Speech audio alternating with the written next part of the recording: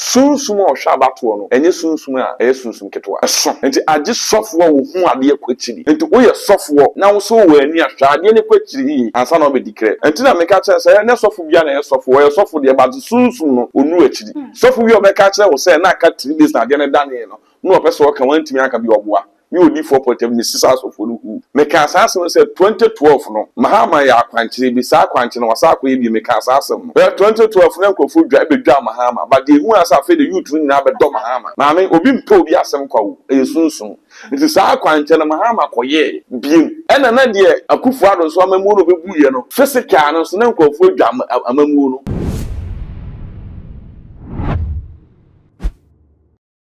Adofunum too much GHS ni abribia no share me and now subscribe ya like ya share video na dia mame kai hunu se be onen so wo ho no mo so se be ya upload ya toma ubenya bia tie na wanya bia nsusu wahwe enne ye mampani ababegina abonten ede nanum asem atudwa an wabekasa amagana fo akoma ato mo yem na ye bekai ya abato ne beba so no asofo dodo na ene hye nkom se yewra Mahmood ba omia na beba na abane dani ye wie ye na wo musa so ba abonten se mo bekai ne se 3 days to election ene nyameka kire wo musa de na dane nanso na ne ka no aye kana enu nti ne wo man kan nti nei se ye John Dramani Mahama ababedi akunya na wo mdo mu nhire kosekose na ema no na ye hwe social media yinso ene Ghana odifu asabi wadi NDC achi ene John Dramani Mahama achi besi na wono so hye nkom ema John Dramani Mahama se wono ana befa akunya na ampa ne nuane ampa John Dramani Mahama aba befa akunya na yensa kanwa Prophet Portabri ene ne ba bewuram ne ebisa senti so nyame ka asem a wotimi dane no anasa sen na atie kame ho ne ma na kwa aba ne efa nkomo no esese so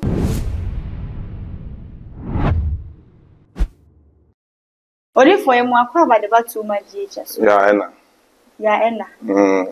amabo some no some ka ye eja na ka ya oba okay ya na so yo ba me yo ba anti me ma me no okay ye be fa na sa papa NDC fo na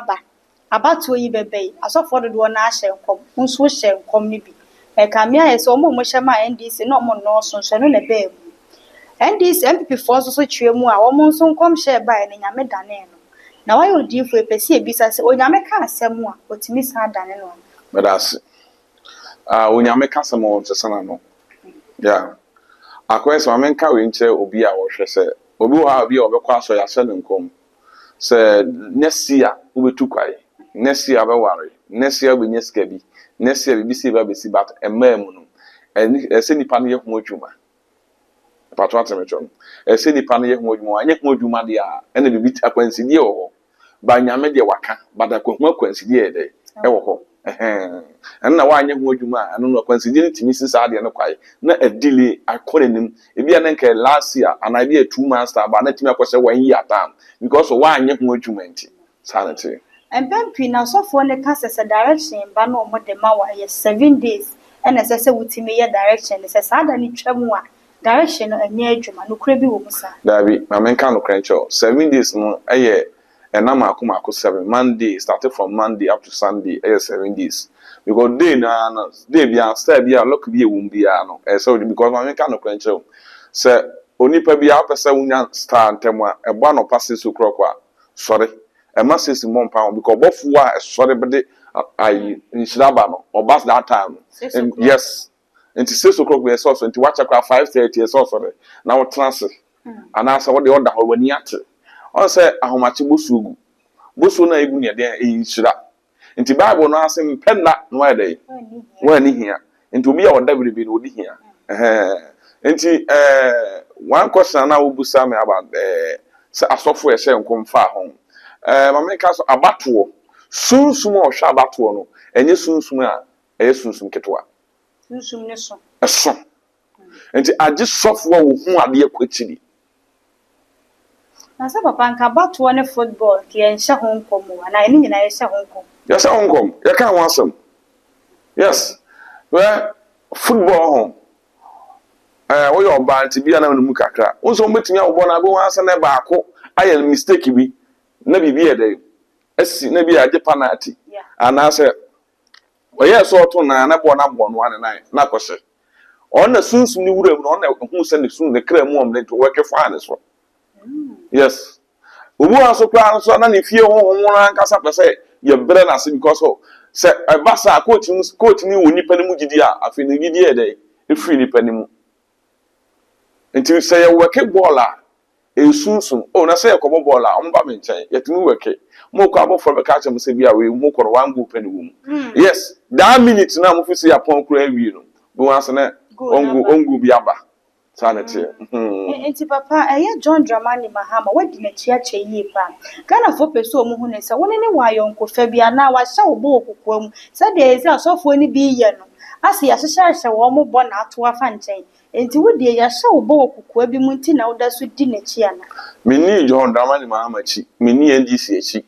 Ma me ka cho me sofo, menye MPP, menye NDC. Na as far as I me di for de me de bofo na ye adwuma nti me de bofo na ye adwuma de besi bia na se meka na wo hwe me nkom se na abato na me besi bia meka sa ade ne dan ne ade cha na sesa nti wo ye sofo na wo so wo ani ahwa ade ne kwachiri ansa na obedikre nti na meka cha se ne sofo bia na ye sofo de ba sunsun no onu achiri sofo bia obeka cha wo se na aka 3 days na ade ne dan ne no no opeso wo ka wantimi aka bi oboa mi odi 4.7 ni sisters of olu ni sunsun nu echi ma me ade ne dane abeka so say am no kasa me kasa MPP be win bas aka 3 days na be to obe ade na de adane beka ohu papa se e ba ne sa se onu wo aye na ada bia magana fo enti na bi o kan se o meka wo twen kopem sa ade ne besi ma me obi o follow me bia meka che obi ase we abato no e dane ko ne na dane akọ because no sunsun no ade aye pra ade no enti obi etu wana mo but Mahama kwanchire bi a waye no out accountable umia yes bro from na man to me man kan woni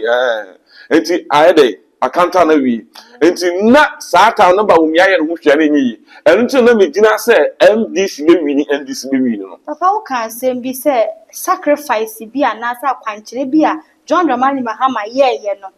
na overcome we die no enu nti no ba omi antimi anya sacrifice be ya me da se me ntimi ko bi asem fa nto nchen emfa ma bedwam ba me che ho kakra kire mo re me ka asase se 2012 no Mahama ya kwanchire bi sa kwanchire no wasa akwa bi me ka asase no re 2012 na nkofo dwa bedwa Mahama ba de hu asa fe de youth ni na be do Mahama na me obi mpe obi asem kwa wo esunsun nti sa kwanchire no Mahama koye bien ena na de akufu ado so amamu no bebuye no physical no so na nkofo dwa amamu no enti on say akoye say wo me hidada na pe wo ja akwa na be ka kire me say wo no kra no bibi say e dey asi eno so be fa so de agina enti Mahama ya akwanchi enti na wure ni pe mu enti MPC no na esen komo soro omo so ba na omo ni say omo na wo power enti na aye kasa nya kasa yesunsun Mahama ne omfam ti ye de obeka se bia portabi no ye NDC ni se ne mo kasa mo nsam twofo a mo pe ni pasam de bia mo pese mo de asem de ni pa no mo pese mo che se se na Mahama promise na na asem no yonko fa bi da bi se me no yonko me Mahama nka hwe kire me o me promise ni so mo we aboma me ka na o mo ske na emum de na mo na me ka sanity na papa wo kase onim fom no asofo ni bi so twe mu a eye Dr. Mahmoud Bawumia enso fa ba bi enu nti na nyame twe ne ho firi ne ho that is say sansem ni mienu no ye ne dem me da se yes amaga na amaga hia ne hu dai amaga ho sanity sunsun na hia yes sunsun no me say ye omu ba bi sunsun ba bi obi adu eni di so obi o work class 6 o de university ade ma na o ntimi nkai da enti am tell ka so obi si ono eni otu na ma akosunsun ni pa bi ho ana sofo be sofo ne mo na wantimi am na se bia sofo what try ne best ba na ho de into miss problem na o de koma no se be se obi se ne ba yale o yalefo o na oba ne yalefo se be eno yalefo no sunsun na nka to ebi ane ekoto spirit di sa de na chi no sofo ne to obetimi ewu ade se sofo na ho de no wa fe sunsun no no abusa na wakora no ye mfa mpa ebo emye re edu ba bia yebusa se eyede na ade ne ba ene sunsun na tese bia nipa no kora ne maame ya me bone ene ye be ton ne maame ana ne papa na akogbu obi kwase a ene ye de odi mbija no so na aye ho sunsun ni aye de ya pata ye mfa no kora nto ba bia no kora nto me me edifo me sunsun nipa timide no kora to ba bia no kora to eda sanity enti say abato no e so spirit e abato no so no enya senketo a Yeah, Papa John Dramani Mahama eba no promise say 24-hour economy wode eba. Na wode eba no adwuma na bi no wode eba o man ni mu. Na de nti na ye ma mpani a wotwe mu na da kwakufa do fa dom. Se nkoma adwuma na ye papa ba ya wapam wo mu. Say de ene de metima ka say ohwe na wo adwuma nso ene de so opam. Na oba ye nso nche. Oba ye nche na ma me maboa mo aba power.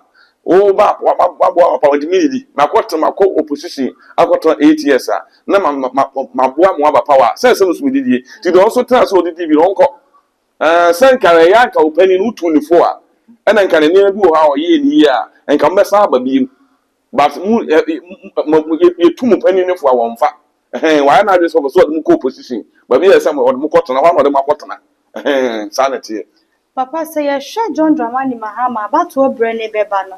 na waye deep awon kasa campaign kura no ya hye de hu se papa ye campaign sa nanso abato ne ba ne da ho zimbwa twe MPP mu Ghana fo be so mu bisa se de wo kasi woni mu for me ya akwankyere bi ne de ma ne so nka na ntum no obi so position wono so aye bidia da bi ma men kan kwankyere Mahama me ka so num fam na wonim de ne waye tiro so afa ba na bi also you see comment bi say ma bo me anya ne type wa oba be gene ninu no be yes ade ma no because onim se wo wini aba na bi no wo hu dada iko wade ne wa ye wi na first na de se wo ye na onyin sinye but o ya age ni wi de no sunsum no na frag no me kan sa so me se me hu se ba omia frag no e wo soro nemu no ba Mahama de ne ko nanim e che ba omia de because we figures and say figures ni go me kan sa so ni nyina and say bi am ye MPP ni and te da bi me ni MPP me ni NDC but me ye di for na de no kro na meka na chama untumi ti ni radio so kasa say na Mahama kra kop ayi campaign kwa na yiri ni nachi na Mahama yi say no Mahama kra campaign ko untumi ye obi ni de wa ya enye kasa o maame so tunsum tumi kasa enye kasa tumi ye adwuma enye kasa papa ni nim de na wa ye so de metro na enti bi ne de na omote wara no kasa no da bi papa na de o kan semu se tumi ye adwuma enye kasa bi da bi ntu ebe confirm say sikafo genuine so po mo mpe kasa enti bra na chama wuntumi eye sa no na obi entia ne na so say niema ekoso no wo so kana ntu on de se kasa hwe ko hwefam de ekoso on say omo MPP fo so tu anamo but omo ho oni nisa ukọ ne nche ko ka che ne se ebi ade na mo ye no omo asofo no ka de suka no wope ma me ka no kwa nche no bia ne pme eni sika enti na me de adwo because abofo a me de ye adwuma no omo etwe me every present day enti omo ko omo che se ko obi di na adwuma ba enye mane enkobro ade na akọta ma na ma wansi di kura amro so na sa benya problem enti me de no kure na ye adwuma yes enti ono no kasa physical didi no no ye ba na omo ni de no maye NDC fu nim say sunsun hia no atene adane ebinom so kira enye sunsun asem bia na emum Kennedy akompre ko na ye pe edi na CMPP anem to ono na ama no na ma voting no e change ye nti won so ka ne say ye sunsun asem say Ghana fo chie mu aye kwa ne sen ye sunsun mu ena ma NDC fa aba no ana niam bia sesa na MPP fo ye no ma anya ne baasa me da so omi obeka so ne Kennedy Japan ya pese de Kennedy Japan ba bia no ala Kennedy Japan oni ba omi anyina so we did 2 times na MPP before ne peno manfa na ama no so say come to aba na MPP ai Kennedy Japan no ba meboa omo to ba omia entinye ne sa da bi oman ne fa no kura na adwuma eniema ene ewom sa asofo ni bi na ama na basa but nkate no ba ko pene nche se nkate nyina na nye ye wade bia na ye papa mu ye obani wum se ne obekokrom so koto ade no benya ba bi oto phone no why your phone bi so ha ye college na ye to phone bi also e fake sanity bi anya pe ye nka no kure se eniema dane ma enkrofo ho Mahama ho do gura nkofo mu Mahama no fa Mahama no ka tell mu se Kumase obenya percentage se ne ho also do Kumase so 80 Kumase pa na no no I am said that say one no hu say we win ade na because ye ka tell ne se o do Kumase a na ye yin o do Kumase na se sa ni padodo na wo pere unya hu say ni pa na dia we win